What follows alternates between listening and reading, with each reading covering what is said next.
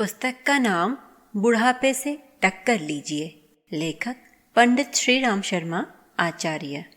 Audio 4। बुढ़ापे से टक्कर लेने के उपाय। व्यक्तिगत, कौटुंबिक और आर्थिक कठिनाइयों की तरह वृद्धावस्था में मौत का भय भी सताने लगता है।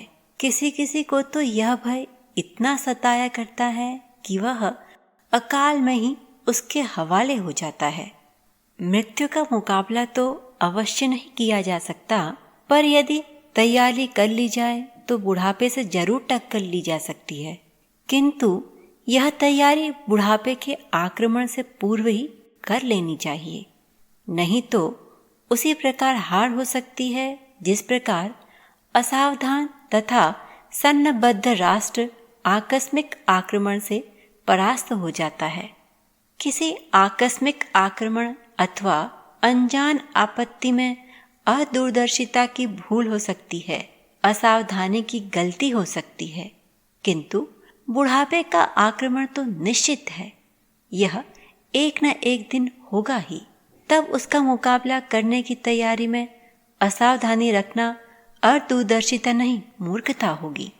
इसलिए किसी भी गफलत अथवा भ्रम में रहे बिना बुढ़ापे से टक्कर ले सकने की तैयारी अवश्य कर लेनी चाहिए।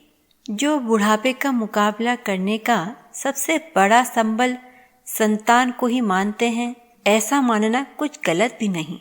बात दरअसल यही है कि संतान पिता का नवीन संस्करण होती है। माता पिता को अधिकार है कि उसके नई प्रतिरूप अपने बच्चे से बुढ़ापे में उसकी सेवा प्राप्त करें, क्योंकि माता पिता का सर्वस्व धीरे धीरे बच्चों में ही समाहित हो जाता है और आगे चलकर वे बेचारे खोखले होकर आश्रय के पात्र बन जाते हैं। अन्य संस्कृतियों के विषय में तो ठीक से नहीं कहा जा सकता, किंतु भारतीय संस्कृति में माता पिता की सेवा करना पुत्र का परम धर्म रहा है और पूर्व काल की तो 100% संतानों ने अपने इस धर्म का निष्ठा के साथ पालन किया है और आज भी ऐसे न जाने कितने भाग्यवान सुपुत्र होंगे जिनके माता पिता मौजूद होंगे और वे उनकी सेवा का पुण्य लाभ कर रहे होंगे। लेकिन आम तौर पर आज की सामाजिक दशा, समय का परिवर्तन और परिस्थितियों के प्रभाव को देखने से यही पता चलता है कि भारतीय संस्कृति की वह मान्यता अब बहुत कुछ नष्ट होती जा रही है और उसका पालन अपवाद भर बनता जा रहा है। अब इसको मानस परिवर्तन, पर प्रभाव, अभाव अथवा समय का फेर कुछ भी क्यों न कह लिया जाए, इससे कुछ बनता नहीं। मूल बात यह है कि आज प्रायः घर घर बूढ़ों की दशा बड़ी ही दयनीय है। वो बेचारे बेकार की चीज माने जाकर उपेक्षा के शिकार बनते जा रहे हैं। आज के बदलते युग में बुढ़ापे के कष्टों से बचने का उपाय सोचना ही होगा, क्योंकि उससे शायद वर्तमान बूढ़ों को कुछ राहत मिले और आगामी वृद्धों को पथ प्रकाश। उसका उपाय सोचने में जड़ की बात यह है कि बुढ़ापे के कष्टों से कुछ दुखी होने के लिए जो तैयारी करनी होगी वह सब करनी खुद ही होगी। इसमें किसी दूसरे की सहायता की अपेक्षा रखना फिर वही गलती होगी जिसके कारण बुढ़ापा एक प्राणलेवा शत्रु बन जाता है।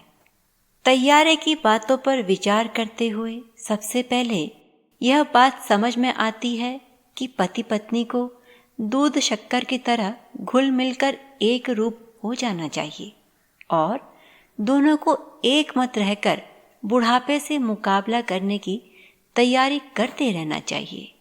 एक जगह जब दो दिल मिलकर, वह भी कौन से तो जो एक दूसरे के पूरक हैं और एक नाव के सवार हैं, तैयारी करेंगे तो तैयारी ठीक होगी।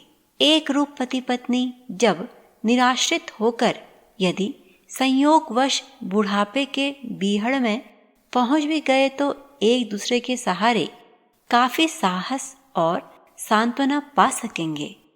एक मत रहने से पति पत्नी बच्चों को समान रूप से लाड़ दुलार करेंगे, समान रूप से अनुशासन करेंगे, जिसके परिणाम स्वरूप उनके समान श्रद्धा भाजन बनेंगे।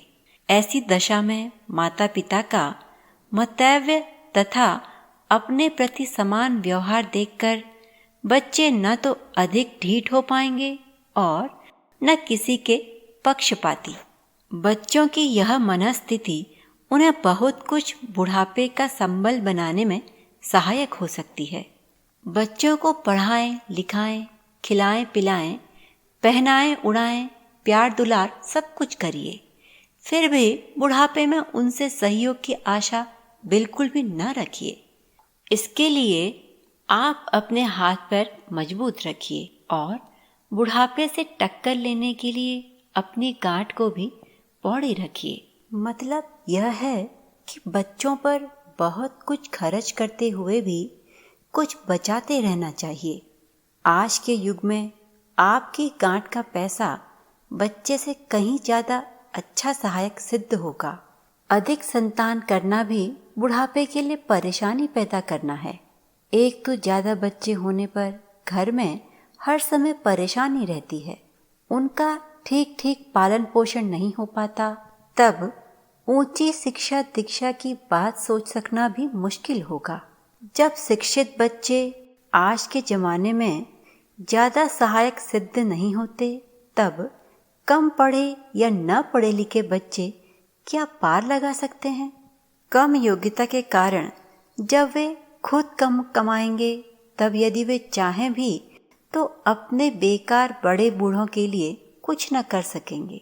साथ ही अधिक बच्चे होने से बचत तो असंभव हो ही जाएगी।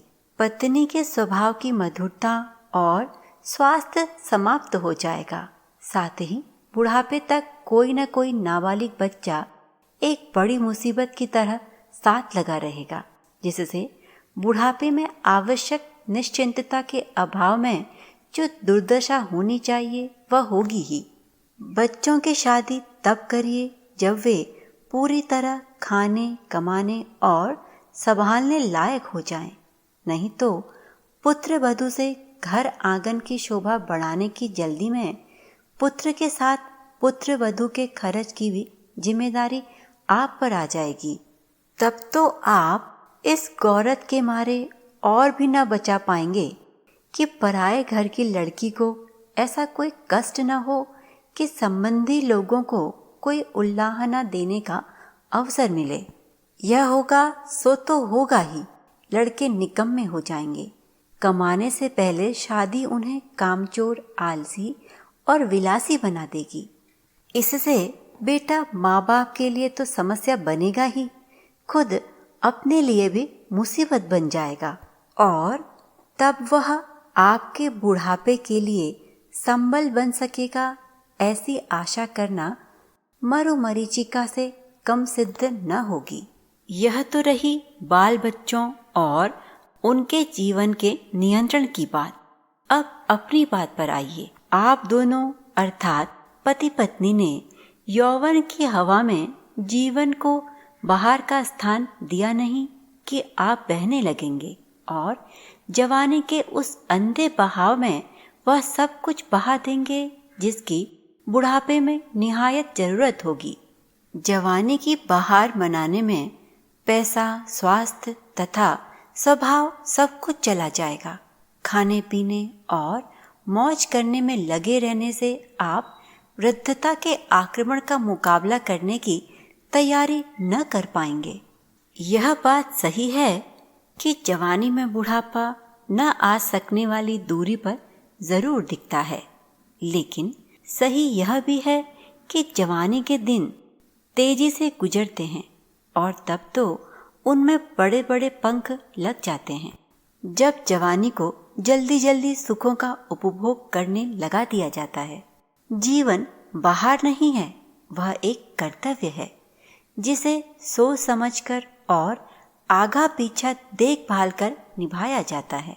जिंदगी की बहार इसी में है कि वह एक सर चलती हुई कहीं पर हार न माने। 4 दिन की जवानी की बहार यदि एक लंबे बुढ़ापे का पतझड़ बनकर तपती, तरसती और तड़पती हुई संसार से विदा हुई तो क्या मजा रहा। इसीलिए आवश्यक है कि जवानी की समर्थ आयु में ही अपने स्वास्थ्य, स्वभाव तथा स्वाद के यथेष्ट संयम का अभ्यास कर लिया जाए, जिससे वह संचित संपत्ति बुढ़ापे का सच्चा सामर्थ्य तथा स्थायी संबल बन सके। कम से कम आवश्यकताएं, न्यूनतम इच्छाएं, तृष्णाएं, आशाएं और चिंताएं लेकर जो बुद्धिमान तन, मन और धन के साथ बुढ़ापे के मोर्चे पर पहुंचता है, उसे कोई सहायता दे या न दे, वह अवश्य जीतता है, निश्चित रूप से विजयी होता है।